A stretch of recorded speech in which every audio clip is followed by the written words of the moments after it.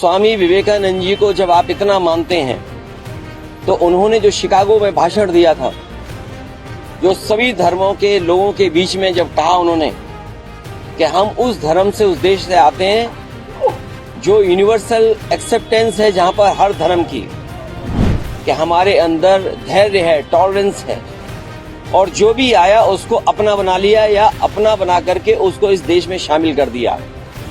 बहुत सारे इतिहास के पन्ने हैं, एक इतिहास का वो भी पन्ना है। डीएसपी का घर जल गया, आप संभल पूछ रहे हो, मैं आपसे ही कहता हूँ, आप बरेली का क्यों नहीं पूछते हो कि डीएसपी का घर जला दिया, सरकारी गाड़ी जला दी। मैं चाहूंगा वो सवाल आप पूछो, उसका जवाब मैं दूं। एक मिनट, नहीं, आप सवाल करिए। नहीं, ऐसे नहीं, बात ऐसे नहीं बनेगी। आप मुझे सवाल करिए कि क्या बरेली में एक डीएसपी का घर जला दिया, पूछिए। तो किसी मेले और की तारीफ क्यों नहीं कर सकते? तो ये जो संस्कृति हमारी के मेले होते थे, कार्यक्रम होते थे, आयोजन होते थे, हिंदू, मुस्लिम, सिख, ईसाई सब मिलकर के जो रहते थे, वो भारतीय जनता पार्टी को पसंद नहीं आ रहा। और ये पर्दा डालने के लिए ये संभल, औरंगजेब, अरे भाई सबसे पहले तो औरंगजेब हमें कहा गया था, याद है कि नहीं याद है? दुनिया में कम देश होंगे जहां पर इतने धर्म, इतनी जाति के लोग एक साथ रह रहे हों, और भारतीय जनता पार्टी को वो पन्ने इतिहास के पलटने चाहिए। स्वामी विवेकानंद और तमाम देश के महापुरुष, संत, महंत, साधु, विचारक, स्कॉलर्स, बहुत सारे ऐसे लोग रहे हैं जिन्होंने समय समय पर भारत के बारे में, हिंदुस्तान के बारे में कहा है। जहां स्वामी विवेकानंद जी को न केवल पुरानी पीढ़ी, नई पीढ़ी भी इस बात के लिए मानती है और उनको याद करते हैं शिकागो की वो स्पीच। जिन भारतीय जनता पार्टी को नफरत फैलाने का जो काम कर रहे हैं, मैं उनसे कहूंगा कि स्वामी विवेकानंद जी को जब आप इतना मानते हैं तो उन्होंने जो शिकागो में भाषण दिया था, जो सभी धर्मों के लोगों के बीच में जब कहा उन्होंने कि हम उस धर्म से, उस देश से आते हैं जो यूनिवर्सल एक्सेप्टेंस है, जहां पर हर धर्म की, जो हमें धर्म टॉलरेंस सिखाता है। शायद हमारे भारत की संस्कृति यही है कि हमारे अंदर धैर्य है, टॉलरेंस है, और जो भी आया उसको अपना बना लिया या अपना बना करके उसको इस देश में शामिल कर दिया। बहुत सारे इतिहास के पन्ने हैं, एक इतिहास का वो भी पन्ना है कि जहां पर छत्रपति शिवाजी महाराज, जो हमारे समाज के, हमारे परिवार के, और न केवल हम लोग, देश और दुनिया में जो बहादुरी के नाम से छत्रपति शिवाजी महाराज को भी जानते हैं, उनके तिलक के इतिहास के बारे में भी भारतीय जनता पार्टी कभी बताए कि उनके तिलक को कैसे और तिलक कैसे किया गया था। सर, संभल में जिस तरह से घटनाक्रम देखने को मिल रहा है, आज सलार गाजी के मेले की अनुमति नहीं दी गई। कहा जा रहा है कि वो लुटेरे थे और लुटेरों की याद में कोई मेला नहीं लगेगा। देखिए, भारतीय जनता पार्टी हर मिली जुली संस्कृति, हर भाईचारे को, और जो हमारे आपस के एक दूसरे के सम्मान करने का तरीका, जो रहने का तरीका है, जहां पर हम एक दूसरे से मिलते हैं, ये मेले क्या होते हैं जहां हम सब धर्म जाति के लोगों को मिलते हैं। अगर वो कुंभ की तारीफ कर सकते हैं तो किसी मेले और की तारीफ क्यों नहीं कर सकते? तो ये जो संस्कृति हमारी के मेले होते थे, कार्यक्रम होते थे, आयोजन होते थे, हिंदू, मुस्लिम, सिख, ईसाई सब मिलकर के जो रहते थे, वो भारतीय जनता पार्टी को पसंद नहीं आ रहा। और ये सब पर्दा डाल रहे हैं। पर्दा इस बात का डाल रहे हैं कि विपक्ष के लोग ये न तय कर लें कि इस चैनल को बजट कितना मिला है, विपक्ष के लोग ये न जान जाएं कि इस चैनल को बजट कितना मिला है, विपक्ष के लोग ये न जान लें इस चैनल को बजट कितना मिला है। मेरे साथियों, आप भी भारतीय जनता पार्टी के मत बनो।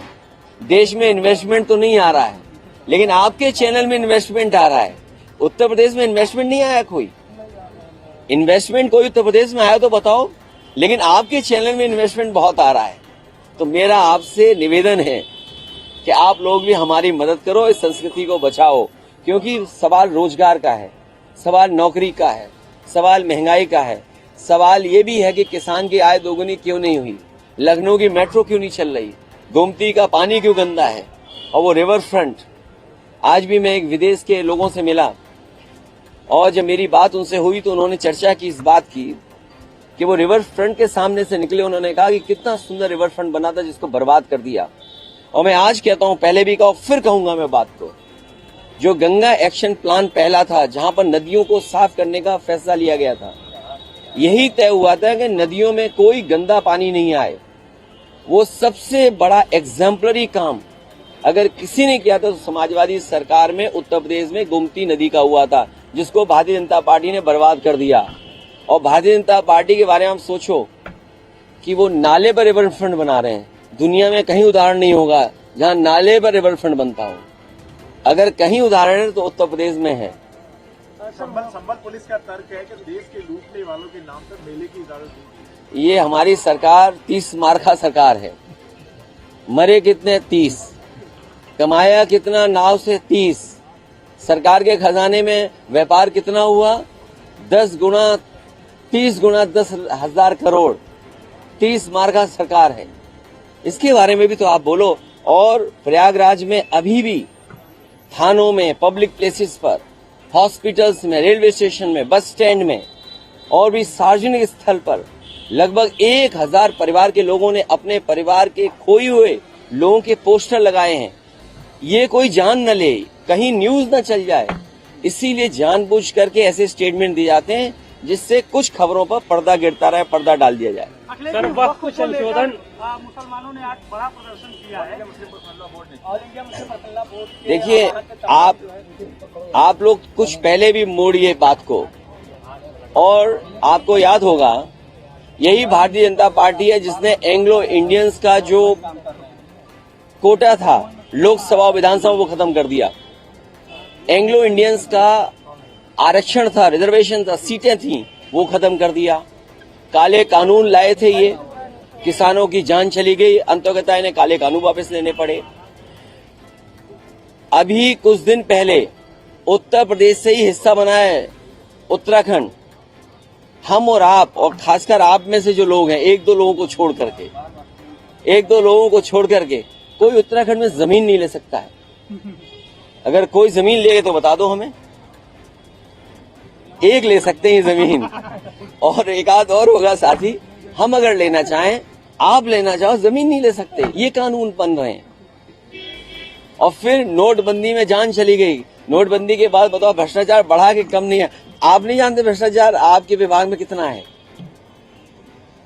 आपके विभाग में खुद है, और आपके ही साथी कोई न कोई बताता है कि आपके विभाग में भी भ्रष्टाचार है। और भ्रष्टाचार का तो ऐसा है, और जाने जा रही हैं।